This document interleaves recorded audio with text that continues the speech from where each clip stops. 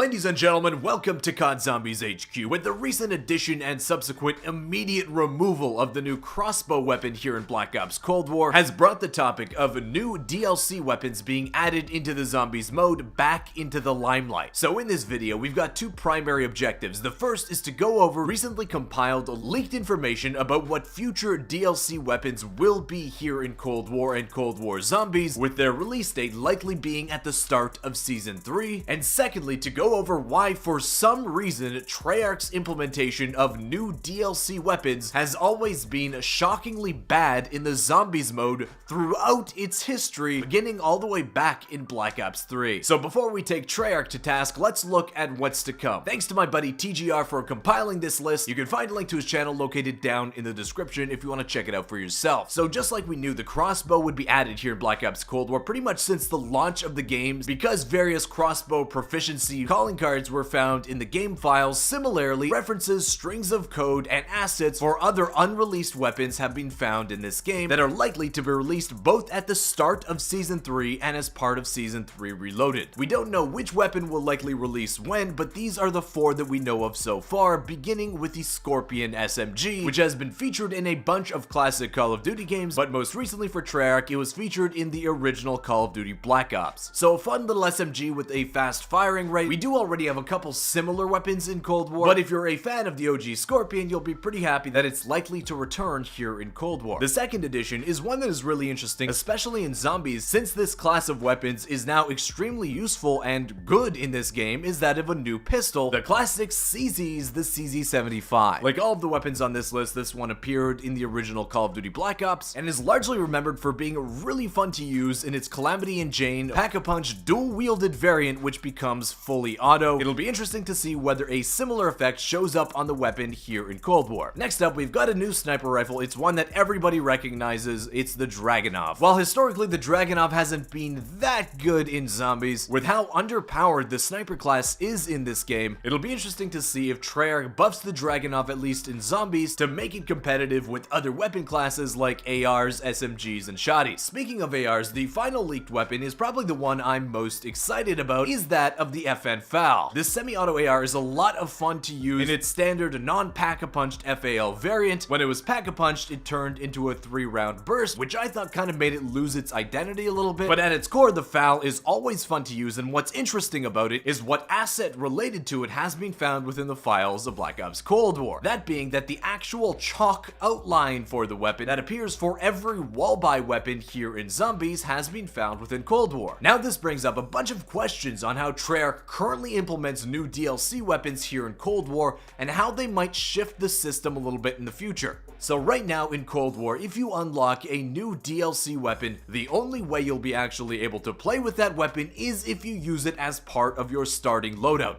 It won't appear on a wall buy in the map, it won't appear in the mystery box. You'll only be able to use it in Zombies if you started the game with it. Now, when asked about this, Treyarch was kind of quiet on this subject, though they did confirm in an interview with fellow Zombies YouTuber codenamed Pizza that they intend to add personalized and custom camos in the game, so hopefully you'll be able to use your Dark Ether camo, for example, on weapons you pick out of the mystery box, where at the same time they want to add the ability for players to use actual weapon blueprints from weapons pulled out of the mystery box, rather than just strictly randomized attachments. But they were very quiet about the possibility of DLC weapons being added into the mystery box in the future. With the discovery of the chalk outline for the FN FAL, it might show that in future Zombies maps, DLC weapons will be available as either wall weapons, like in the case of the FN FAL, whether you've actually unlocked the weapon or not, with perhaps DLC weapons appearing in the mystery box if you've actually unlocked them in your game. But there also in lies the problem with Treyarch's implementation of DLC weapons into their Zombies games, where for whatever reason, as DLC weapons started to become standard, they could never get the system right in the Zombies mode.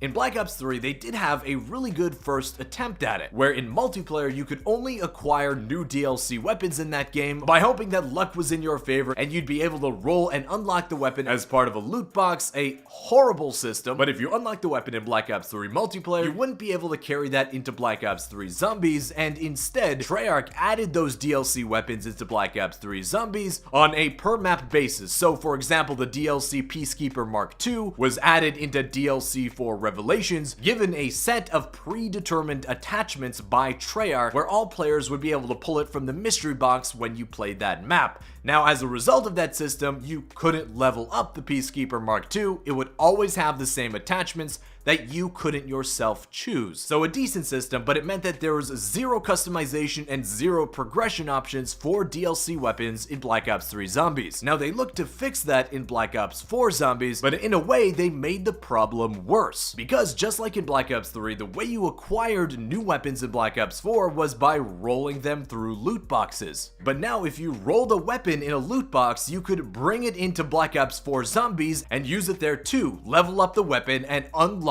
custom attachments. But there was a massive problem with that, as first of all, for the majority of Black Ops 4, you couldn't earn any reserves cases by playing Zombies, meaning if you're primarily a Zombies player, you'd never be able to even get the shot at unlocking one of those DLC weapons. But that didn't mean you'd never be able to actually try them out, as all of the DLC weapons were added into the mystery box in Black Ops 4. However, because you didn't unlock them in your game yet, you'd get those weapons from the mystery box in a bare bones state with zero attachments on them. And with how important certain attachments were in Black Ops 4, it made those DLC weapons a lot less effective than weapons that you could actually put attachments on. Crowded up the mystery box with weapons that you personally didn't unlock, meaning that by the end of Black Ops 4, like half the weapons in the box were those that would have zero attachments on them and that you couldn't earn any progression on at all. So in general, just another failed implementation of DLC weapons in Zombies. So third time's the charm, right? We've got Black Ops Cold War. Since the game was announced, the interconnectivity between the game modes has been something that Treyarch has trumpeted as the most unique feature of their game, where progression is linked between the modes. Between Warzone, multiplayer, and Zombies, you don't need to play a particular mode in order to earn progression here in Cold War. It's all connected, until for some reason Treyarch decided that it isn't, where in order to earn mid-season DLC weapons here in Cold War, you need to complete certain challenges that can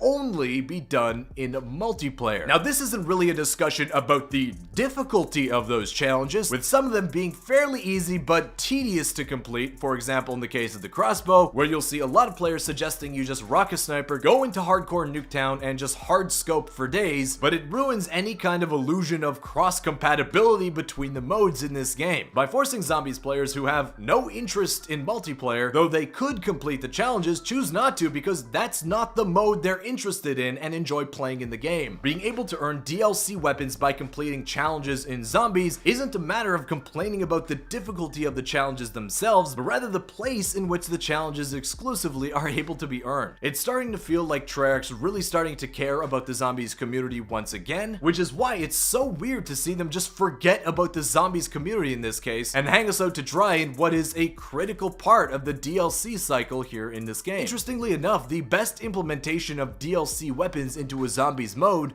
wasn't done by Treyarch, it was done by Infinity Ward, where despite what you might think about Infinite Warfare Zombies, all of the DLC weapons were available to all players who owned the Season Pass in that game, making it the best way to experience DLC weapons in a Zombies mode so far. Now, the good news is that this problem is one that can be remedied, that by making noise and consistently bringing up this problem to Treyarch, perhaps in the future they can actually stick to the theme of interconnectivity between the modes that seems to exist nearly everywhere except for DLC weapons, with the FN FAL being available as a wall buy, perhaps showing that Treyarch may be looking to change this system in the future. But seeing how the latter half of this video is a little bit more serious, I'd hate to end it that way, so it's time for everyone's favorite segment, Outbreak versus Vehicles, where you might have seen the last clip where the sedan was turned into a rocket ship. It's important to remember that not all launches go smoothly, as demonstrated by the Raz Gaming over on Twitter, where in his attempt to send his Lada to the moon, it unfortunately gets sent to the dark ether, totally disappearing on him after briefly getting stuck underneath the map. So if you're ever strolling around the dark ether in Die Maschine, keep a lookout into the sky, where you might see this guy's car still flying across your screen. Want to thank you so much for watching. If you enjoyed the video, consider hitting the thumbs up button down below, subscribe to the channel if you aren't already. Treyarch is known for paying attention to the discussion and sentiments of the Zombies community, so it is kind of up to us to make our opinions known, and hopefully in time Treyarch can make the changes to make the Zombies mode mode in Cold War the best it absolutely can be. But I want to thank you again for watching, and I'll see you with another Zombies news video tomorrow. Peace.